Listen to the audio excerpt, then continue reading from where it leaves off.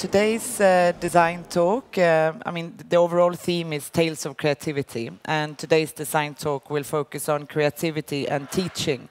How do we best prepare students as a life as professional designers after school? My name is Hanna Nova Beatrice. I'm a design writer and editor-in-chief of a magazine called Resdience. Tony Holtrust from Design Academy Eindhoven could not join us today, but I have a very, very good panel with me. I have Alexis Georgacopoulos from ECAL. Did I do that correct? Very good. Cilla Robach from Beckmans and Lars Bülow from Lammhults. And I wanted to start by you introducing yourselves a little bit and what you do and why you're in this panel today. Do you want to start? Okay. So, good morning, everybody. I'm here, first of all, because I was invited, and I'm very happy to be here.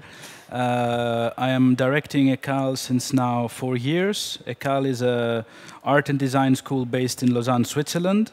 We have approximately 600 students with a foundation course, different bachelor's degrees, and then master's degrees. And we also have, let's say, the specificity of being at the same time a fine arts school with a fine arts department both in BA and MA, and then different applied arts fields like graphic design, photography, media interaction design, product design, and also cinema with both BA and MA levels. And we are a state school, state-funded school. State-funded school. Yes. Yes, and my name is Cilla Robach, and I am principal at Beckmans College of Design in Stockholm since 1.5 years.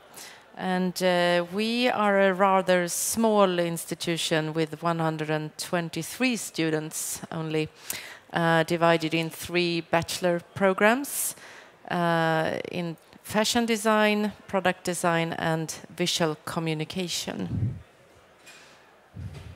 Lars Bülow is my name. I have a background as an industrial designer, interior architect, but I've worked mostly for 20 years now with leading companies. And for the moment, since 3 years, I'm the CEO of Lammhults.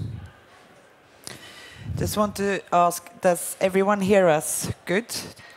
It's so and so. Could we just see if you could arrange the microphones a bit so that... Well, we'll see. Tell us if you can't hear us, and we'll try to adjust that.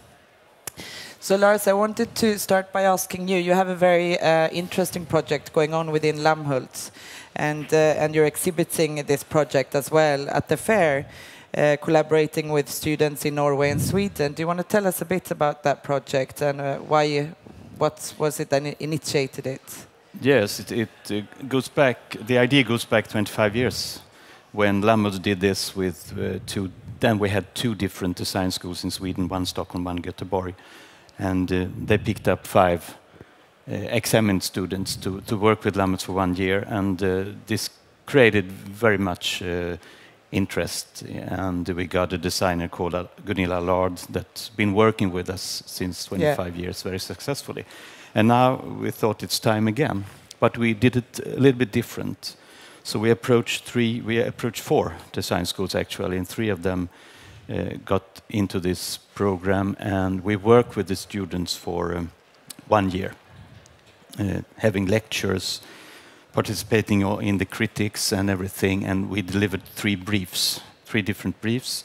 So we tried to make it as realistic as possible, and the results were fantastic. The schools are Beckmans, your school, Malmstens at Lidingö, and Bergen Kunst and Design Högskola in Bergen. So why did you pick the schools you ended up collaborating with?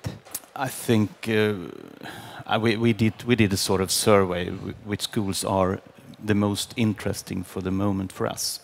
So that's how it started. But does each school integrate that in their program or do they do it on the side as a own project? It differs. 2 of the schools made a complete program where every student in this course was participated, and 1 school did it as a voluntarily program. Can I just ask, why do you do that? What do you gain as a company? Because I know you've been spending hours and hours and hours on this project. What do you hope to gain? First of all, it's very inspiring to be in contact with young coming designers and interior architects. That's very important to reach the coming generation. And then it's sort of also a gymnastic for the development people at the company. Yeah. So and the main idea is to get the new generation of designers into the company. Yeah. So we have a sort of short-sighted and long-sighted idea. But now you picked 4 students, and they will then work with you for a while after. But you don't promise them to put something in production. That's not the end result. No, actually we picked 5 students in 5, the end. sorry. And what we do with them now is we opened our gates for them, and they can work with us in workshops and our development people for 1 year. Okay. And then we see what will come out of it, and yeah. And Cilla, Beckmans are involved in this project. But how do you feel as a school? How do you blend creative thinking with the market requirements? What's your view on this in Beckmans? Yeah, I think it's as Lars said, Beckmans was the school that did not include this project in a course. But that is something that we usually do. It's a 75-year-old school that has been working closely together with the companies and branch people through all these decades. And it's very beneficial both for the students and I hope also for our collaborators, since it puts the students within a position where you actually meet real working people like Lars, coming and giving you feedback on your project, asking serious questions.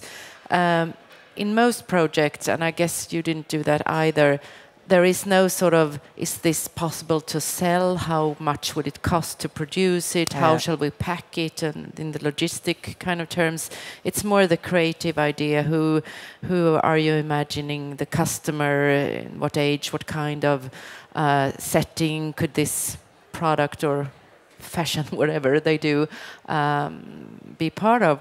And I mean, it's a way of creating an arena where it is as closely as possible within the educating situation to the real situation that you will meet when you leave us. That's the idea. Alexis, do you work in a similar way at ECAL, inviting companies? I mean, you collaborate with many different companies. What is the structure around that? I mean, for us, it's essential to work with companies, but also it's very essential to keep a balance between this kind of collaborative works and the works which are more, I would say, self-initiated by the school or the teachers. And I think this balance is always very important to achieve, of course, before the beginning of every year, so we try to prepare it in the best possible way. But for us to work with companies and to have them coming over, seeing the students, briefing them, then looking at what they have done, giving critiques, and also, of course, if possible and when possible, producing the projects. We have been doing that since, I think, a good number of years, and it's something which we absolutely believe in. And for us, it's not just to get the company inside the school, but also to create the future relations that the students can have after they graduate with companies. It doesn't stop inside the school. It starts inside the school, and then it can continue through their, let's say, professional careers. 1, 2, 3, 4 years after they have graduated, and usually does. So usually does. Yes, that's very important to also have in mind. How do you pick the companies that you invite into? Do they approach you, or do you go out actively? In the beginning, I say now, maybe like something like 15 years ago, we had to go and contact the companies, do like a, like the courtship, like, and go and present them what we do and be nice to them. And I think what we did since then has now reversed, and now we get companies to come to us, which doesn't mean that we accept everything, because I think it's not just being, picky, but the fact is that we cannot do everything at the same time, because that then affects the quality and how the project is integrated in the program. So we try to keep the balance I talked before about, and then also not to repeat ourselves. If, for example, we get like a lighting company, for example, this year we will not maybe do another lighting company or a new collaboration with the same one for the next year. So we try to also keep it quite varied and not get, I would say, bored in ourselves, first of all, but also not to, give like an idea that we only do this. I think, for example, if we do lights one year, then we will do maybe a bicycle project the year after, and then something maybe more with electronics or at the same time. So it's all about, putting up this kind of chemistry. How do you? I mean, some schools prefer not to collaborate with design companies and want to close off from the industry while during the creative process. In what way do you think the creative process can be disturbed working with collaborating with companies from the outside world? I want to ask that to all of you, but I'll start with you, Alexis. I don't think it's disturbed. I mean, today, as design education has been, I think, evolving, it's not possible not to collaborate with the, let's say, professional world, outside world. I mean, and if people still think that, design education is all about, being idealistic and utopistic, I think it's, unfortunately, my point of view is that it's not the case anymore. So for us, we don't do it just when we can. We do it because we want to, and it's part of the curriculum. From every year, every semester, there is something going on. And what we also ask for the companies, and that's very, very important to understand, that it's not just an exercise. It's something which we ask the companies to, not just to invest time and, of course, some money in, but also to be let's say, responsible and to show it. Yeah. So, for example, if we do a collaboration with a company, we want them to tell us right away which is their goal, in order not to have then, the drawer-style project where we do a nice project, then we are very happy, everybody's happy, and then we open the drawer, we put everything inside, and then we close the drawer, and then that's it. It's very important to, I would say, even push them to show it. Is it in a design fair? Is it in an exhibition? But to make it public. Yeah. But just one more question on this topic. Is the other schools in general, is it a worry that they would become dependent on the economy from these companies? For us, it's a plus financially. If that was your question, it's a plus which enables us then to reinvest this money in other things. But if we don't do it, it will not affect the school to a level that we will have like problems, like serious problems. No, because you're state funded. Going to you, what do you think there's a worry looking at how schools working with companies? I mean, you've been in both roles. What's your view on this? I think as a company, when you approach a design school, you have to be open-minded. Sorry, can you all hear us? Okay, very good, because I get a bit. We can shout. Yeah. Sorry to interrupt you. You have to be open-minded. You have to have some knowledge also about it. What is a design school? How does the students work? And you are not supposed to talk so much about selling and figures.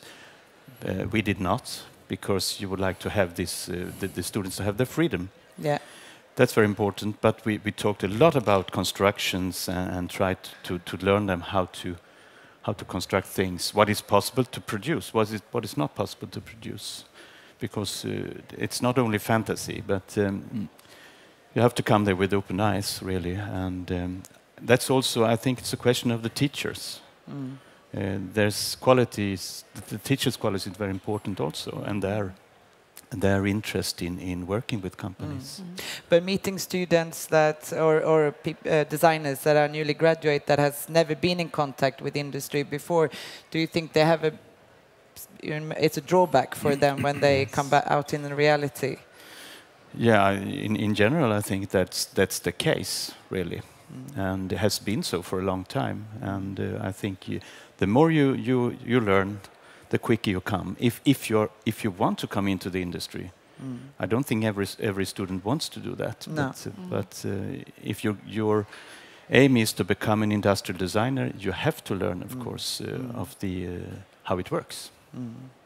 How do you feel about that? Yeah, I just would like to comment on several points. But when you talk about the money, since that is sort of a typically Swedish point of view, I think,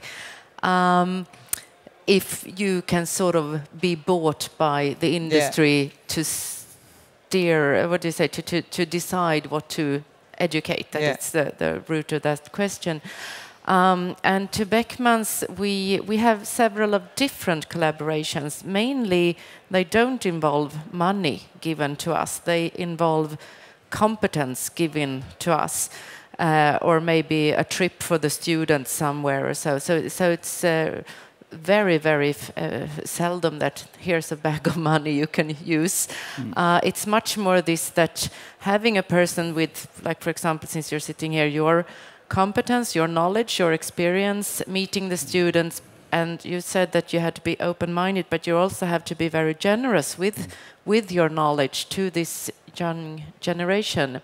And I just want to mention, I had a meeting this Monday with a printing company that approached us and said that, well, could we develop something on a long-term perspective?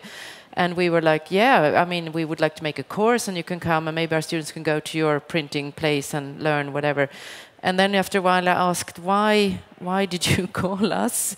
And he said, this man, that, well, you know, in the future it will be your students that will approach, they will have a job, the visual communication students, make this report or whatever, and they will ask for print of high quality and know that I can deliver that. So it's sort of a good spiral in a way for them and for us. And it's not sort of, here's the money. It's a much, because then it's not really interesting. No. It's the knowledge. And you can't really pay someone from, I don't know, design company that to give you that. It's the relation that's interesting. Did you have a comment on that? I wanted to just say something about the money. As we don't live in a world with, where everything is flowers and so on, we sometimes have examples of companies which, come to us and they tell us, okay, we would like to work with you and do this and that, but we cannot pay you. And then, sometimes we agree. And these times, we had, let's say, the quite bad experience that the company does the project, but then doesn't do anything with it. And one of the main reasons, and it's not about the quality of the results, it's the fact that it's okay, we didn't pay anything for it, so it doesn't have any value to us because, we didn't invest in it. So, of course, it's not usually, it's companies which haven't yet understood what design maybe sometimes is about and how they can give that value. But so it's also a reason to ask for at some point, not for millions of dollars, of course, but for something which then, so they value the project more, and that way they can carry it out of the school area and put it, I don't know, in an exhibition or do a press event or produce it even. But I think this question is very strong within the Swedish context. No, in Switzerland too. Okay, I mean, yeah, because then if you compare museum world where I worked before and in Sweden and America, I mean, we would have had the Ericsson wing at the Modern Museum or whatever, but we don't, because we don't think about money in that way. But they have in, at the MoMA or Yeah. Likewise. But I also said, you said something before about the importance also of this open creativity and combining it. So I think within the education, it's important that you don't only make these collaborations with existing companies, but you also have time for this more experimental kind of courses and so on. And if we're looking at our design education in the first 2 years, I don't think they collaborate closely with anyone, or maybe it's too late to start in the 3rd year. But I mean, it depends on the education when it comes in, and it's also important that we have these whatever they're called in English, lärandemål, the learning goals, so that you know why are we collaborating, what do we want to gain with this, what will they learn through these courses. So it's all very sort of well thought through. But if we look back at the last 10 years, for example, I mean, the role of the designer has changed a lot. Can you see, has the schooling system changed as well? Can you feel that, Lars, with meeting designers, has the approach changed? Yeah, I think it has to change all the time, but today the computer is everywhere at the school. I don't think for 15, 20 years ago they were not.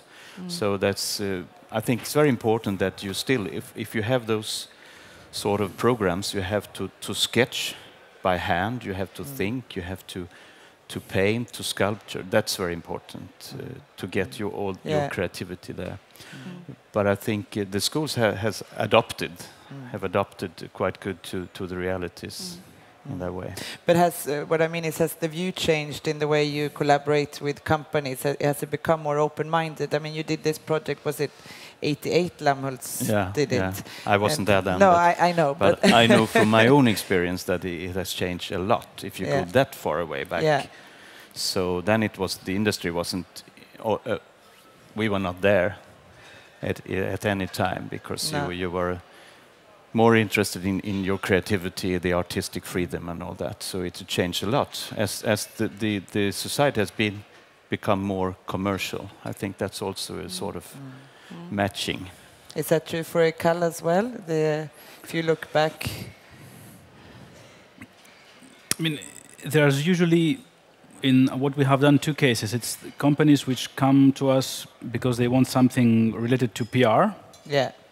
They want to do a big event. They want something which is not necessarily linked to production, but of course is more of a big show or something.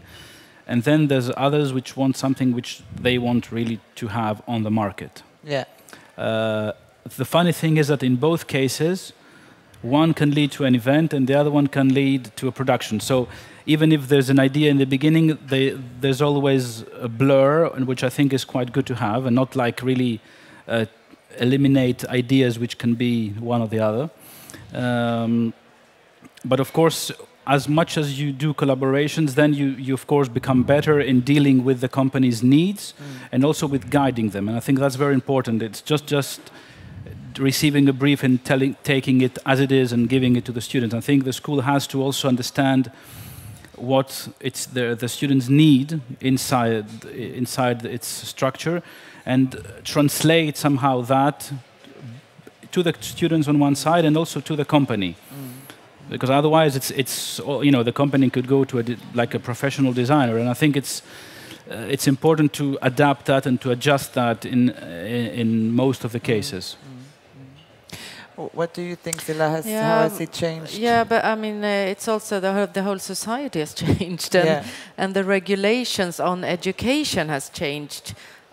Before, a university or college should sort of educate people within that subject. Like, I am an art historian, what's the point? No one asks. I mean, there wasn't even a question. Why would it be important, so to say? And today we have this demand that I don't know the word in English either, anställningsbarhet, from the government, that you need to make the students possible to employ after leaving you, which I think is a very fair demand as a taxpayer, that you sort of have an idea. Still, we also need this more open, like art history people, that sort of gains knowledge just for us being human beings and keeping a development for all of us. But that is a change, this demand on being able to support yourself after leaving but school. with the role of the designer changing very quickly and them looking after themselves more like brands as well, do you adapt? How do you prepare a student today for that reality? Yeah, I mean, it's we have a subject which is called personal development, which is aiming for that, and to us it's very important to also try to meet the individuals. We only have like 14 students in each class, and to listen to them. What are you interested in? What do you want to develop?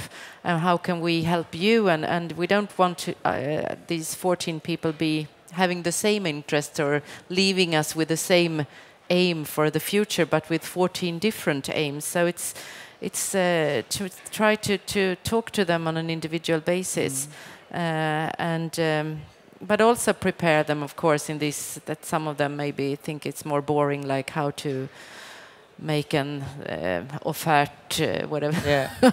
My English is bad today. You know, how to calculate on how much money should I take for this job or whatever. Those kinds of not very creative kind of spheres, but that are very important when you leave the school to have an idea.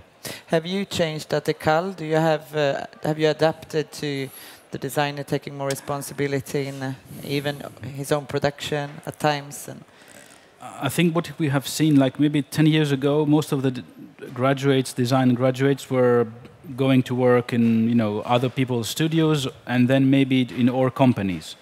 And now we see more and more people who 2 or 3 of them set up together like a small companies producing from furniture to more smaller items, and I think that's also shows that I mean, it's not something new as it is, but I think starting already from school, I think it's relatively new, and that's why we have now also added some courses or at least information points on how to start your company, how to deal with more the financial aspects, legal aspects,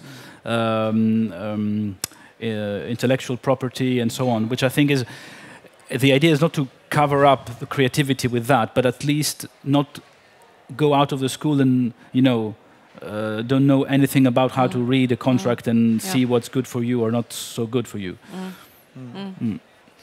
And to ask you, Lars, may I ask what is it you're looking for in these? When you pick these 5 students, I know it was a hard choice.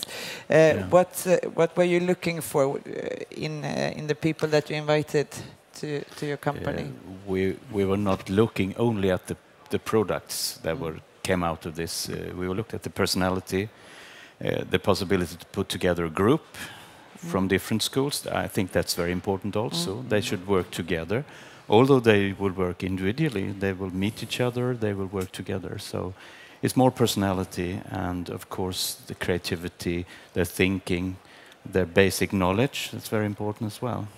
So it's a mix of different How much things. time have you spent on this project the last 1 year? We have been five persons working with this, so let's say I don't have calculated. I don't think the board would like us to calculate, but I think it's several weeks, really.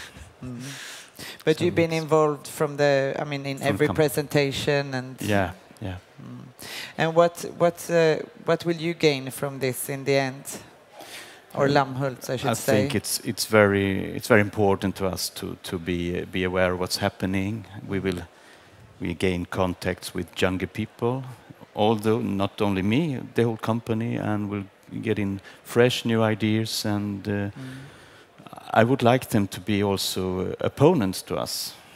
I don't only want them to accept what we're doing. I would like to be try to learn us something and develop their ideas with us.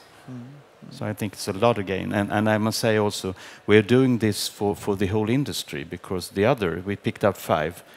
The other 20 will also have possibilities to go elsewhere. And I think that's important. As a market-leading company, we have to do that. What has been the response with your students? As always, too short of time, which I think was part of that. It was not part of a course, and but free choice. But I think for them it was a great opportunity to because it's very seldom that the company thinks this long term and are really searching for people that you could establish a long-term relation with. It's much more who makes a design that's nice and we can sell quickly or such things. But I think there are a few such companies in Sweden, though, that really have this long-term perspective, as this printing company I mentioned. Not very many, but I think it's more and more important. It will become part of their branding. So in one way, it could be very clever for you, hopefully economically as well. But it's, and I guess that's an idea, of course. But it's this long-term perspective. It's interesting to me because I think I've missed that for a while. It's much more, oh, this is an interesting person right now. Let's do something. We need this name in our stable, so to say. Do you have any examples, specific examples of collaborations that you've been particularly proud of or turned out exceptionally well? You took yes. Okay, me. Yes. Okay. 4 years ago, we did, a collaboration with Alexis. And the topic was to design furniture objects, like accessories. And I think it was at that time, at the end, what we could consider like to be the perfect project, in the sense that we got people from Alexis and Alberto Alexis himself coming, I think, 3 times to the school, seeing the students for the briefing, for the intermediate presentation and the final presentation. Then they agreed to present the models and other prototypes in their showroom in Milan during the furniture fair. And after that, due also to the response of the press and public, they decided to produce 6 items, industrially produced, with all that goes with it, of course, like packaging and all, on which the students were also, of course, involved. Of course, it didn't change the world to design a new tape dispenser or a new, pencil case. But I think in the context of a school, and at that time it was second-year bachelor students, I think it was quite a good achievement. Other collaborations recently, we also not just do product design, as I said before, we also, for example, do graphic design and photography, and we did a very nice collaborative work inside the school for the Lausanne Opera, on which the graphic designers and the photography students worked together to design the campaign for this season. So now it's all over, I would say, okay, Lausanne and all the Geneva and all the surrounding areas on the billboards. What else? And we also collaborate, of course, with like big companies like Nestlé, for example, on both on more products, like day-to-day things, and also on more prospective topics, which are do not result on something you could necessarily then produce next year, but as more, future evolutions and so on. So that's just some examples, of course. But they're very good examples. No, just also when you're talking about that, it's not just collaborating with companies and having an idea of maybe this will be a product for real. It's also talking about collaboration as a whole that's important to me. So like Beckmans, they do lots of collaborations within the school as well. So now this, what we are presenting in Greenhouse, that room has been designed by the visual communication students. They have also done the communication, and the design students has made their design. So it's because the idea is also changing there, that it's not just one person making a design that will become this famous star name, It's several people working together, and sometimes there are several designers, sometimes there are product developers at this company. So trying to change that idea of becoming the artist star, so to say, on that design heaven is also important to talk about the importance of collaborating with each other, and then new ideas grow, and hopefully the project turns out in a more interesting way. But I want to ask both Alexis and Cilla, how do you attract students to your school? I mean, how do you have less applicants now than compared to 10 years ago? And if so, how do you deal with that? Or is it actually the opposite? I don't know. We don't have less applicants, but I think it has more or less stabilized. We still get more and more people for the master's degrees, but bachelor's has stabilized since now I think 3-4 years. Then what we do to get them, I think there's no one recipe or one solution. I think it's many things together. It's the different opportunities you get to the students, and which then carry on after they graduate, and I think that creates also quite good network, which also comes back at some point to the school itself. Then it's what the school does in different fairs, exhibitions, and so on. And then I would say also what the companies eventually do on their side. And then it's, I think it's building up a reputation, building up a network slowly, year by year.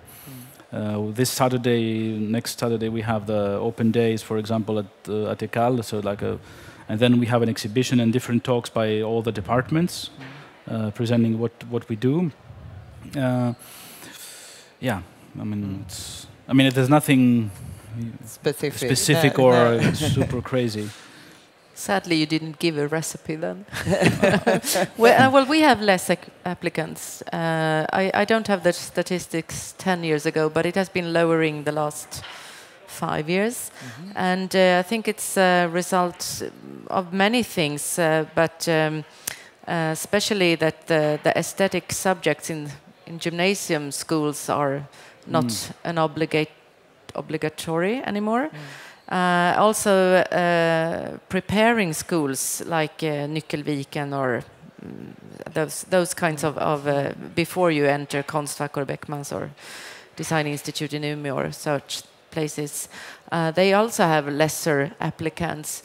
And of course, I mean, we don't have that many huge producers in Sweden anymore, like we did in the 60s, for example, with Gustavsberg and Rörstrand or whatever, all these Orrefors, that they are more or less disappearing. And the working life as a designer is rather hard, and that might be scaring some people away. On the other hand, what I would like to really state is that taking an education to a more sort of safer working employment situation might be safe in a short-term perspective. How many people work in the post office cashiers today? Well, when I was a kid, very many did. And you could actually take an education to work in those post office cashier places. And they don't exist anymore. So I think that the important thing how to meet the future is to be sort of pragmatic, to have an education where you yourself can develop your ideas and your interests and sort of take part in the development of the society. And design is one way. There are several other ways, of course, but it would be interesting if one could talk about education in that way, that it's much more on educating individuals to be able to face the changes of society in a creative way. But I think the question is not if we get more or less applicants. I think it's about if the quality of the applicants is better than what it was 10 or 5 years ago. And do they know better what the schools stand for and what you do in them? I would be ready to have less applicants, but better quality ones. I mean, tomorrow. So it's it's because now we have people who come, and sometimes not a lot, of course, very few, but still they're not sure why they're there, and so Yeah. No, that's true. But I would like to add something there. You say you have less applicants, but you have also increased the number of schools. In Sweden, we have definitely. 20 years ago, you had perhaps 5 design schools. Today, you have in more or less every city or big city, you have a design school, and that's about the quality as well. You can have the teaching quality, and so that's also a very important. There's a sort of wrong match between also in our field between the interior architect education that's more or less no longer exists. And before before it was a part of the design education. You could be an interior architect, you can design your furniture. Today, you don't have this education, and I think that's a mismatch. But standing outside of the school system and in the industry and looking at the school system, do you have any advice or wishes in terms of design education? Yeah, I think, as I said, interior architecture education, I would like to see again. We have applied for a program to start with that program. I hope you will succeed. Yeah, it depends on the financial government situation, I guess. No, I think it's, I don't know every design school, but in this project we had, I found out it's a very good education and good quality. And I think there as well, in that field that you mentioned, the interior architecture, like restaurants, official environments, whatever, that's a place where there actually are jobs as well, that you could work employed and not only having your own firm and such things. So it is a market. Doing one last question, I would like, it would be interesting to hear from a school perspective what you, Alexis, think about what's the most interesting happening in design education at the moment, something specific either within ECAL or just in general. It happens a lot of things all the time. Many things happen, it's not just one. I mean, at least what we are setting up, and not just setting up, but really going into, is to bring, I would say, technologies inside the schools. I'm not talking about bringing a 3D printer. I'm talking about doing collaborations with, I would say, even polytechnic schools, engineers, and things like that. Not opening up doors in links with, of course, product design, but also interaction design, and so on. And I think that's. It's not getting out of the more traditional and crafts-related thing, because I think both can coexist perfectly. But it's about also pushing designers, and on the other side, pushing engineers to collaborate together. Yeah. And is that a difficult? I think if you have the good persons to do it, it's not difficult. But it doesn't happen like that, of course. Yeah. How about you? Yeah, that would be interesting as well. More collaborations with other schools and other subject areas, not just design. But I think the challenge is really to keep this opportunity to meet the individual students on the place where they are and their interests that they have, and challenge them to really grow. Because it's, as you said, there are more and more schools working with design, and some you put institutions together to make the administration more official, and then they sort of grow. And this, I think it's important to have this individual perspective still, and that's harder and harder, I think. And I think we should finish off this discussion with mentioning a bit where these students are exhibiting for Lammhults. Yeah, that's in the greenhouse. The students, the schools are exhibiting in the greenhouse area, and we also at Lammhults stand in the B hall. We have all the ideas or the sketches up. So there's two different places. We all have to go and look at that. And you are welcome. Thank you so much for participating in this panel, and thank you so much for listening. And if you have any further questions, we will stand around here for a few minutes if you want to come up. Or if someone has something straight away, you could just raise your hand, of course. Yeah, okay. Yes, perfect. Thank you. Thanks very much.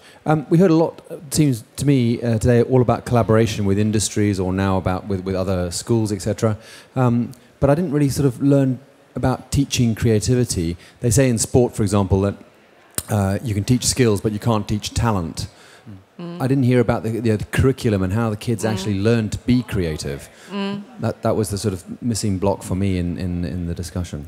I think you have a point there. I mean, what we try to do is, of course, to choose the most talented persons that apply.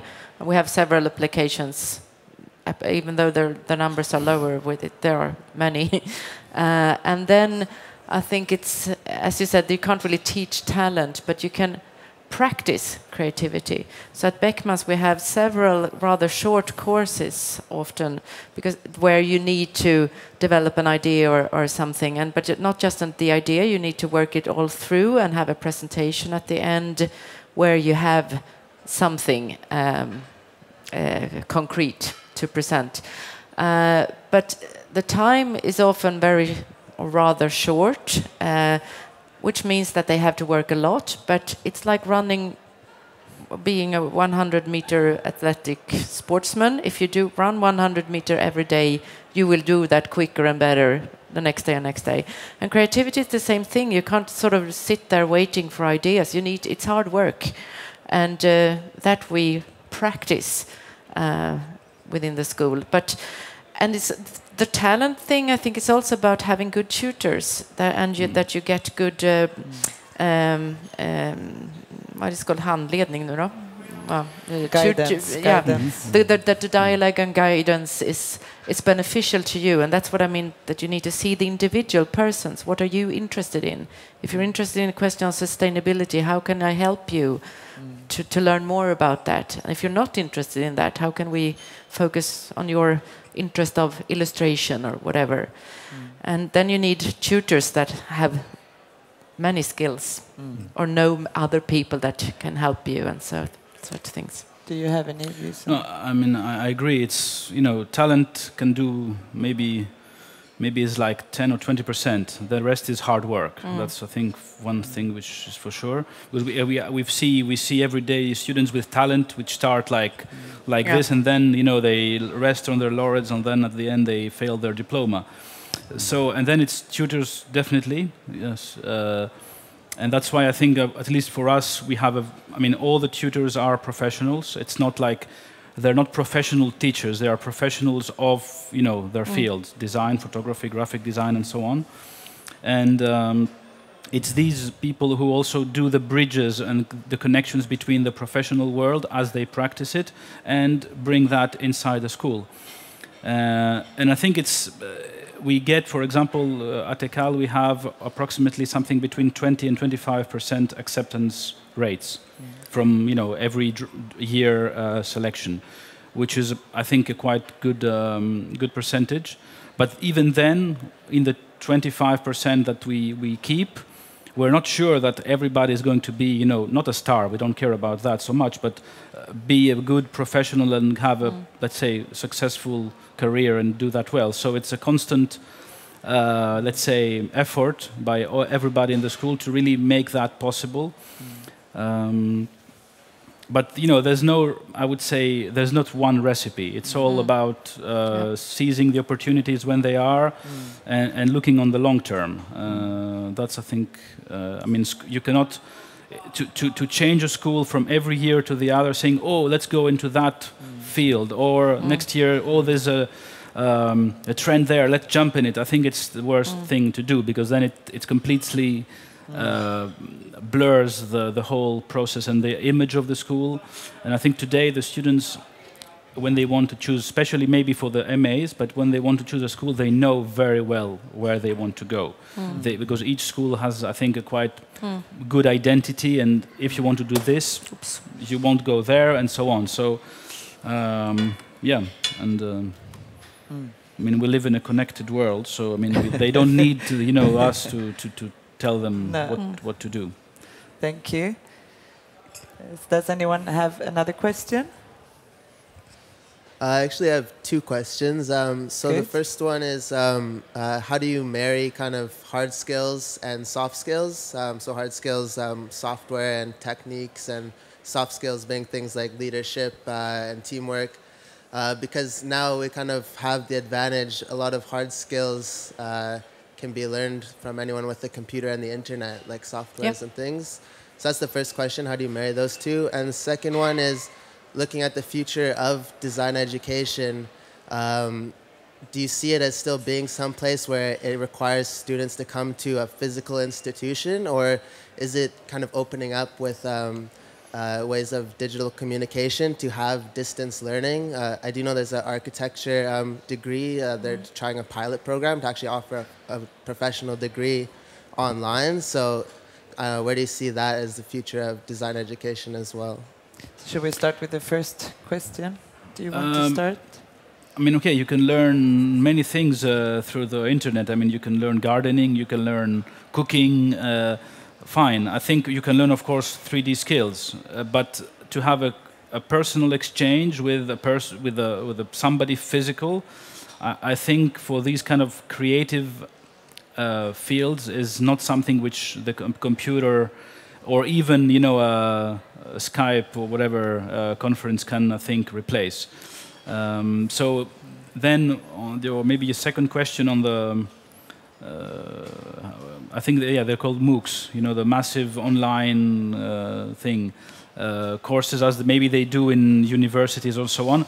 Some courses maybe can be put to there on that, but I don't think that, for example, on product design, for example, designing something like this and presenting it to your class and to your teachers and saying, okay, what can we do? Is it good? Is it not good? And this kind of constant exchange and interaction with the people, again, that cannot, for me, be something you can just replace by computers. And I think it's also about, you know, creative fields are not just about, you know, working on your own. It's about collaboration, about going and see, you know, is it a company, is it a maker which will make you something?